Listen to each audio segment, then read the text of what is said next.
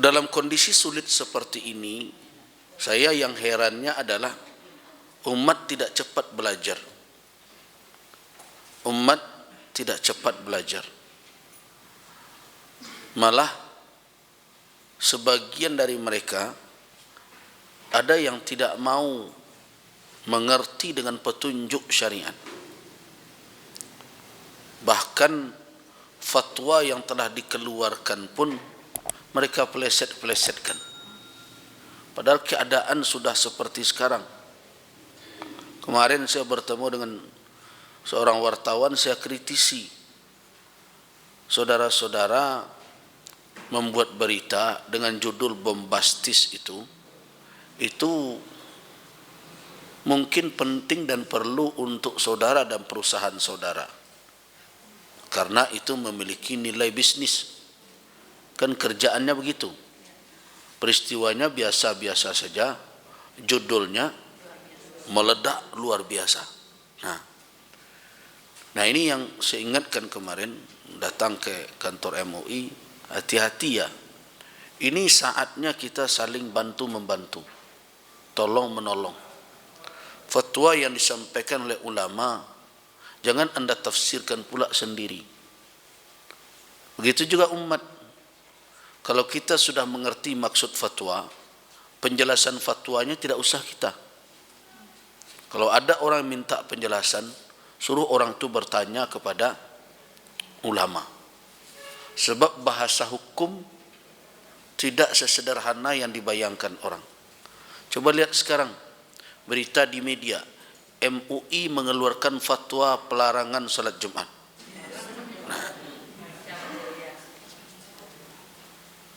Itu kan yang membuat begitu kan demi korannya laku, medianya dibaca orang.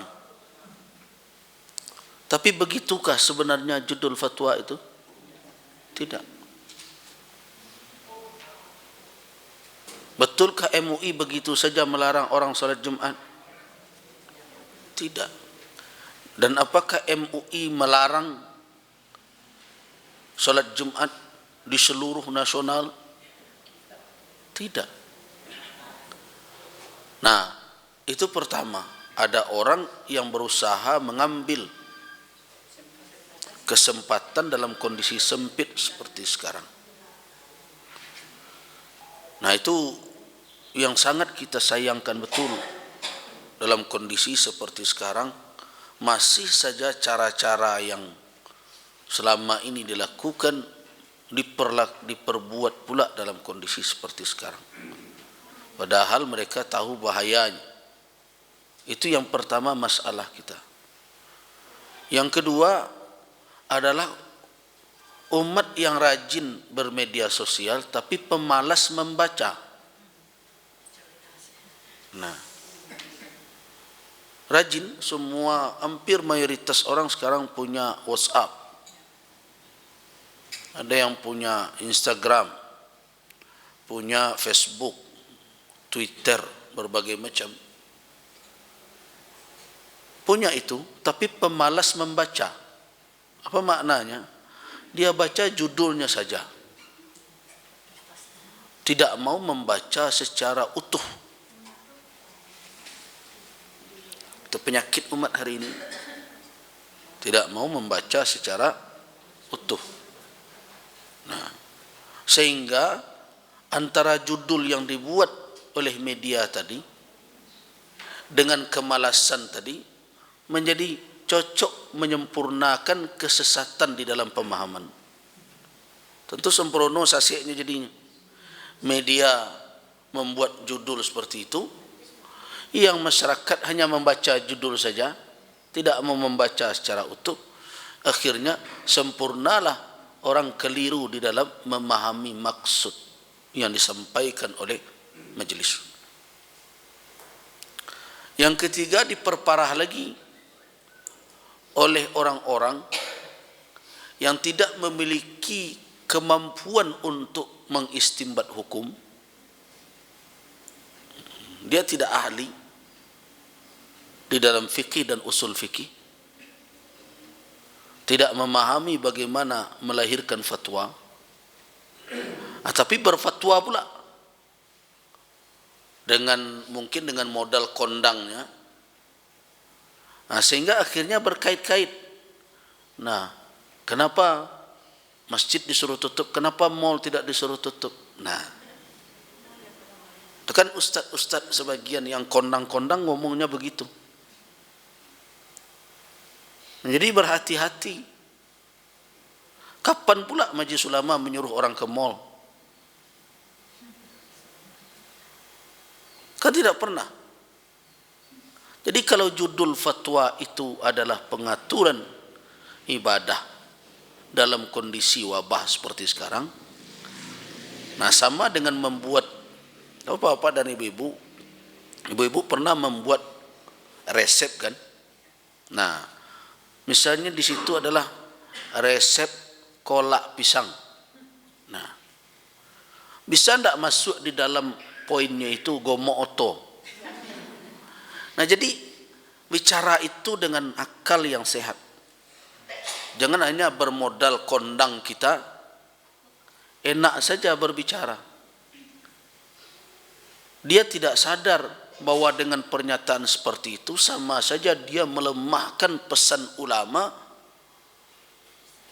kepada umat. Urusan menutup mal atau apalagi menutup tempat-tempat kemaksiatan itu tidak perlu fatwa lagi itu, karena itu suatu yang telah diketahui secara daruri. Kemaksiatan itu harus dihindari. Sudah berkali-kali MUI menghimbau, mengingatkan agar tempat maksiat ditutup. Itu tidak butuh fatwa. Masa dibutuhkan pula fatwa berzina itu haram? Tidak perlu fatwa majelis, tidak perlu lagi fatwa lembaga untuk hal-hal yang telah ma'ruf fid din bidarurah, suatu yang telah diketahui dalam agama secara daruri.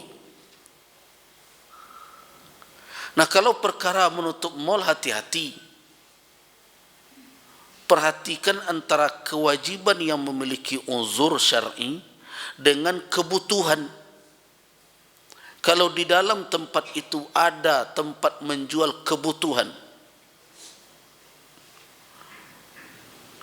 ya, di situ orang menjual beras dan berbagai macam, kemudian disuruh tutup.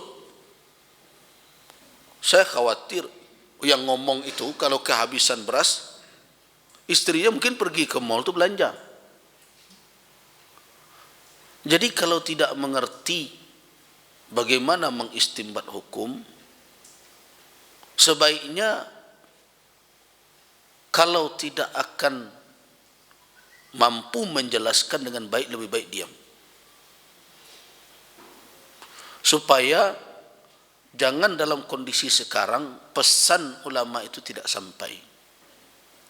Ingat, fatwa itu dilahirkan oleh lembaga. Lembaga itu meliputi banyak orang. Walaupun mereka tidak kondang-kondang, tapi dari sisi keilmuan mereka itu adalah orang-orang yang bertakhasus, yang memiliki spesialisasi dalam menganalisa suatu masalah dan melahirkan hukum, apalagi dalam perkara-perkara kontemporer seperti ini. Nah, ada pula yang menghimbau, ayo, corona itu takut dengan zikir kita. Di mana ada corona, mari kita ke sana. Nah, ada pula yang menghimbau begitu. Kalau memang betul mau syahid, benarkah orang yang terkena ta'un syahid? Iya. Tapi saya memberikan pilihan kepada orang itu. Daripada syahid terkena penyakit corona, saya sarankan pergi ke India sana, bela kaum muslimin di situ, dan itu lebih bermanfaat syahidnya.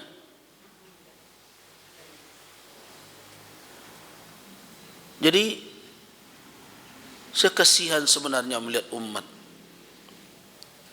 Yang pertama adalah ada sekelompok orang yang hanya memikirkan bisnis, Yang kedua, umat yang pemalas membaca.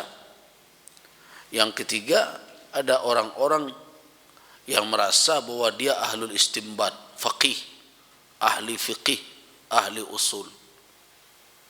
Nah, akhirnya bertebaranlah berbagai komentar tentang arahan majelis ulama yang tidak tepat difahami, dan anehnya juga ada tokoh-tokoh yang sebenarnya tidak pernah, mungkin tidak membaca fatwa itu.